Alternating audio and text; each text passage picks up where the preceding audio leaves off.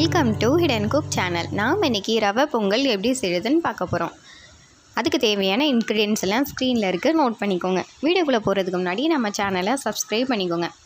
பொங்கல் பண்ணுறதுக்கு ஒரு பேன் வச்சுக்கிறேன். 1 டீஸ்பூன் நெய் சேர்த்துட்டு ஹீட் ஆனதுக்கப்புறம் 2 கப் ரவை சேர்த்துக்கிறேன். ரவை கலர் மாறிடக்கூடாது. ஸ்டவ்வை லோ ஃப்ளேமில் வச்சு வறுத்து எடுத்துக்கலாம். இப்போது ரவை வறுத்தாச்சு, அதை ஒரு பிளேட்டில் மாற்றிக்கிறேன். அதே பேனில் 1 டீஸ்பூன் நெய் சேர்த்துட்டு இஞ்சி சின்ன துண்டு கட் பண்ணி வறுத்துக்கிறேன். 1 டீஸ்பூன் மிளகு, கொஞ்சமாக முந்திரி ஆப்ஷனல், உங்களுக்கு எவ்வளோ வேணுமோ அதுக்கு ஏற்ற மாதிரி சேர்த்துக்கோங்க. 1 டீஸ்பூன் ஜீரகம் சேர்த்துட்டு எல்லாத்தையும் வறுத்துக்கலாம். எல்லாம் வறுத்ததுக்கப்புறம் கொஞ்சமாக கருவேப்பிலை சேர்த்துக்கிறேன். அடுத்து தண்ணி சேர்த்துக்கலாம். 1 கப் ரவைக்கு 5 கப் தண்ணி சேர்த்துக்கோங்க. நான் இன்றைக்கி 2 கப் ரவை எடுத்ததுனால 10 கப் தண்ணி சேர்த்துக்கிறேன்.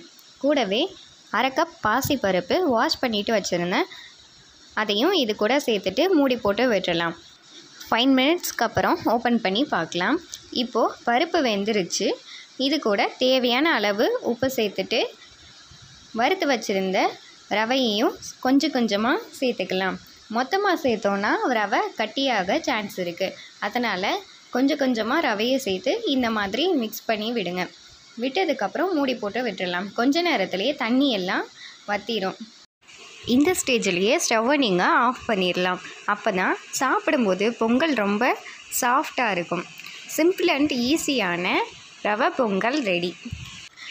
இது மார்னிங் பிரேக்ஃபாஸ்ட் பண்ணுறதுக்கு ரொம்ப ஈஸியான ரெசிபியும் கூட. இந்த ரெசிபி உங்களுக்கு பிடிச்சிருந்துச்சுன்னா வீடியோவுக்கு லைக் பண்ணுங்கள், உங்கள் ஃப்ரெண்ட்ஸுக்கும் ஷேர் பண்ணுங்கள். நீங்களும் ட்ரை பண்ணி பார்த்துட்டு எப்படி இருந்துச்சுன்னு கமெண்டில் சொல்லுங்கள். தேங்க்ஸ் ஃபார் வாட்சிங்.